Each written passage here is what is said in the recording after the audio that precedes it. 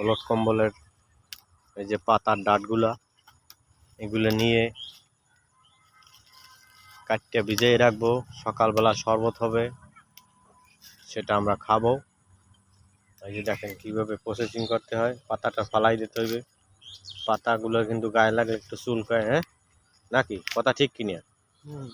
হ্যাঁ, এই দেখেন পাতাগুলো গোল গোল, আবার একই পাতা ওই যে লম্বা লম্বা, ওই দেখেন এগুলো কিন্তু ওলট কম্বলের, কিন্তু এই গোল আছে লম্বা আছে, দুই পদের।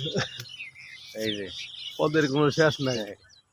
কারো কারো ফলগুলো কিন্তু সেই দেখছেন কত সুন্দর। এই যে বিচি নাকি পান দিয়ে খায়, অনেক উপকার। এই যে দেখেন এই যে ফল যেগুলো শুকিয়ে গেছে দেখেন, বিচিগুলো দেখেন কি সুন্দর, এই কত সুন্দর বিচিগুলো কালা কালা হয়ে রয়েছে, সেরেন সেরেন বড় ভাই। এই যে দেখেন কি সুন্দর কালো কালারটা, দেখেন প্রত্যেকটার ভিতরে বিচি আছে। এই যে শুকানোর পরে এরকম ফুটতে যায় দেখেন। এই যে আর কাঁচা থাকতে এই অবস্থা, আর একদম পাককে শুকিয়ে গেলে এরকমের ফুটতে একটু তুলো তুলো দেখায় উপরে।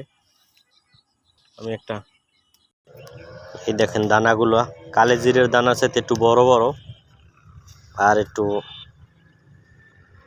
গোল গোল আর কি, লম্বা সাইজের দানাগুলো দেখতে কিন্তু সুন্দর। দেখছেন কত সুন্দর।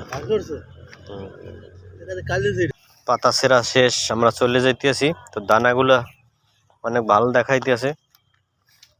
তো ভালো থাকবেন, মাঝে মাঝে ওলট কম্বলের শরবত খাবেন, সুস্থ থাকবেন। ধন্যবাদ, আসসালামু আলাইকুম।